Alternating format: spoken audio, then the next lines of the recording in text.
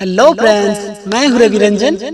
मेरे इस channel study something पे आपका स्वागत है। अगर आपने अभी तक मेरे इस चैनल को सब्सक्राइब नहीं किया है तो मेरे इस चैनल को सब्सक्राइब कर ले, साथ ही बगल में बने इस बेल के आइकन को अवश्य दबाएं ताकि आगे का जो भी मेरा वीडियो हो इसका नोटिफिकेशन आपको शीघ्र ही मिल जाए। आज का पोएम है stopping by woods on a snowy evening, जो कि रॉबर्ट फ्रॉस्ट के द्वारा लिखा गया है। रॉबर्ट एक दिन जंगल की ओर जाते हैं घूमने, जैसा कि पिक्चर में आप देख रहे हैं। तो उसके मन में विभिन्न प्रकार के विचार आते हैं, जो कि ये हम कविता के माध्यम से कहेंगे।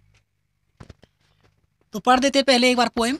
पोएम है whose woods these are I think I know, his house is in the village though, he will not see me stopping here to watch his woods fill up with snow.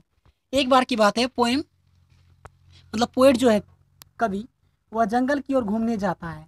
तो वहाँ पे वह देखता है कि वह जंगल जो है पूरा पूरा स्नो मतलब कि बर्फ से ढका हुआ है। वह देख करके कवि को मतलब आश्चर्य सा लगता है और वह जंगल उसे आकर्षित कर लेती है। कहता है whose woods these are I think I know. कवि कहता है कि यह किसके जंगल है, मैं सोचता हूँ, मैं जानता हूँ। और उसके घर जो है शहर के बगल में ही है और वह मुझे यहाँ नहीं देख पाएगा कि मैं उसके जंगल में हूँ और उसके स्नो कवर्ड जो ट्री है मैं उन्हें देख रहा हूँ।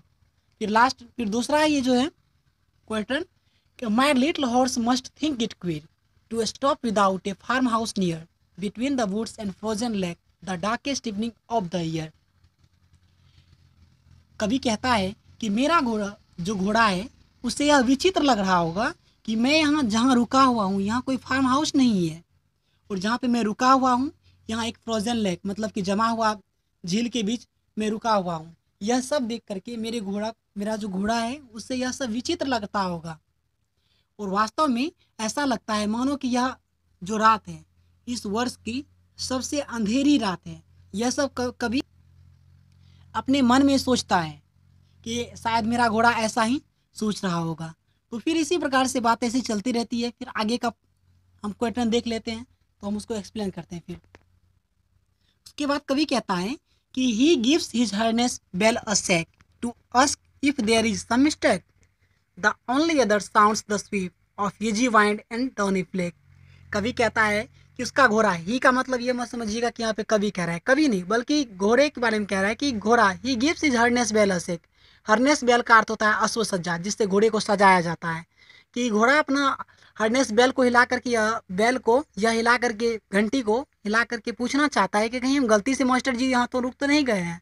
लेकिन इसके बदले में कभी कोई रिप्लाई नहीं देता है। वहाँ की the only other sounds the SVEEP, वहाँ पे जो हवा चलती है बस उन्हीं की आवाज़ मतलब उनके ध्वनि को सुनकर कभी मुग्ध रहते हैं।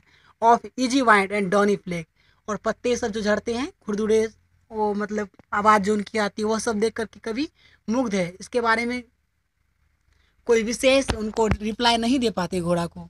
फिर उसके बाद जो लास्ट है ये बहुत ही, इसके बाद जो लास्ट क्वेश्चन होगा यह बहुत ही इम्पोर्टेंट है।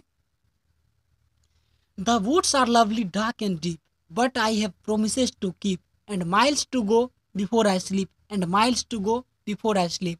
कवि कहता है कि यह जो जंगल है पूरा सघन है, बहुत ही प्यारी है और बहुत ही अंधेरी जंगल है, लेकिन मुझे अपने प्रोमिस को पूरा करना है। मेरा जो वादा है मुझे वो पूरा करना और मुझे सोने के पहले मीलों चलना है। फिर कहता है and miles to go before I sleep, मुझे सोने के पहले मीलों चलना है।